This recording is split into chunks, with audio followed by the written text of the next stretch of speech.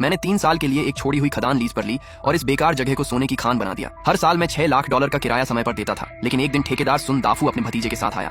उसने कहा अगले साल से किराया $60 लाख होगा, अगर नहीं दे सकते तो खदान के 70% शेयर मेरे भतीजे को देने होंगे। मैंने गुस्सा दबाकर कहा ठीक है सुनदाफू, मुझे यह खदान नहीं चाहिए। वह हंसकर बोला अच्छा है, तुम्हें अपनी भलाई समझ आ गई। उनकी मर्सिडीज जाते ही मैंने तुरंत ओल्ड वू को फोन किया। वह शहर की सबसे बड़ी भारी ट्रकों की कंपनी चलाता था। मैंने कहा आज रात ही सारी बड़ी मशीनें, सामान और सभी मजदूरों को बगल वाली छोड़ी हुई खदान में ले जाऊं। एक भी मेज या कुर्सी पीछे मत छोड़ना। अगर उसे लगता है कि असली चीज उसकी जमीन है तो मैं उसे उसकी जमीन उसी हालत में वापस कर दूंगा। अगले दिन सुनदाफू और उसका भतीजा फिर आए। उन्होंने कहा अरे बॉस लिन, बाहर बहुत धूल है, चलो अंदर बैठकर चाय पीते हैं। मैंने कहा चाय रहने दो, जो कहना है सीधे कहो। सुनदाफू बोला जब मैंने तुम्हें यह जमीन दी थी तब यह बेकार और गंदी जगह थी, लेकिन अब तुमने इससे करोड़ों कमाए हैं। मैंने कहा मैं तो बस मेहनत करता हूँ, दिन भर पत्थरों के बीच काम करता हूँ। उसका भतीजा बोला हमें सब पता है, यहाँ से जो सामान निकलता है उसकी कीमत सोने से भी ज्यादा है। तुम्हारी रोज की कमाई देखकर बड़े बड़े अमीर भी हैरान हैं। मैंने कहा जो कहना है साफ साफ कहो।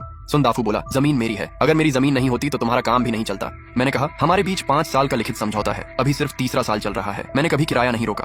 वो बोला अब उस कागज की कोई कीमत नहीं, पहले यह जमीन कूड़े जैसी थी इसलिए सस्ते में दे दी, अब यह पैसे छापने वाली जगह बन गई है, अब पुराना किराया नहीं चलेगा। उसका भतीजा बोला हम तुम्हें एक अच्छा रास्ता देते हैं, जमीन और हमारे रिश्ते हमारी तरफ से होंगे, हमें 70% हिस्सा मिलेगा, तुम काम करते रहो और 30% रख लो, सबका फायदा होगा। मैंने कहा 70%? किराया मैंने दिया, मशीनें मैंने खरीदी, नई तकनीक में लाया, ग्राहक भी मैंने बनाए, और अब सिर्फ 2 बातें बोलकर तुम मेरी कमाई का 70% लेना चाहते हो? सुनदाफू गुस्से में बोला मैं बात करने नहीं, फैसला सुनाने आया हूँ, अगर नहीं माने तो इस शहर में तुम्हारा कोई काम नहीं होने दूंगा। मैंने कहा अगर मैं मना कर दूं तो? वह बोला कल सुबह तुम्हारे 5 ट्रक माल लेकर बाहर जाएंगे, अगर वे नहीं पहुंचे तो बड़ी कंपनी का ऑर्डर टूट जाएगा, इतना जुर्माना लगेगा कि तुम बर्बाद हो जाओगे, बस एक फोन करूंगा और सारी सड़क बंद हो जाएगी, कोई ट्रक तुम्हारा माल लेने नहीं आएगा। हमारे आदमी गुस्से में आ गए। एक बोला सर इन लोगों ने हद कर दी, अगर इन्हें 70% दे दिया तो मजदूरों की तनख्वाह भी नहीं निकलेगी, जरूरत पड़ी तो हम लड़ लेंगे। मैंने कहा लड़ाई से कुछ नहीं होगा। सुनदाफू सोच रहा था कि उसने मुझे फंसा लिया है, उसे लगा मैं डर कर उसकी बात मान लूंगा, लेकिन वह एक बात भूल गया, मैं कभी हार मानने वाला इंसान नहीं हूँ। अगर वह मेरा रास्ता रोकना चाहता है तो मैं पूरी जगह ही खाली कर दूंगा।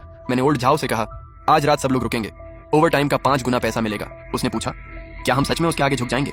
मैंने कहा बिल्कुल नहीं, अभी शहर की सबसे बड़ी भारी ट्रक और क्रेन कंपनी से बात करो, आज रात उनके जितने भी ट्रक हैं सब यहाँ चाहिए, पैसे चाहे जितने लगे, और सुनो रात 9 बजे बिजली बंद कर देना, सारी मशीनें खोल दो, स्क्रीनिंग मशीन, जनरेटर, मैग्नेट वाली मशीन सब निकाल लो, ऑफिस की एसी, छत की लोहे की चादरें सब उतार लो, एक भी सामान पीछे मत छोड़ना।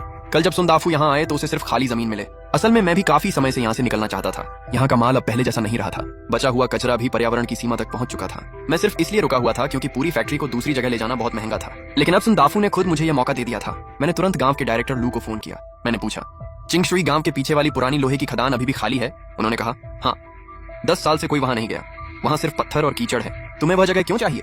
मैंने कहा बस इतना बताइए, क्या वह मुझे किराए पर मिलेगी? उन्होंने कहा बिल्कुल, साल का सिर्फ $20,000 किराया देना होगा। मैंने कहा मुझे मंजूर है, लेकिन मेरी 2 शर्तें हैं। पहली 10 साल का लिखित समझौता होगा, किराया कभी नहीं बदलेगा, अगर समझौता तोड़ा गया तो 100 गुना जुर्माना देना होगा।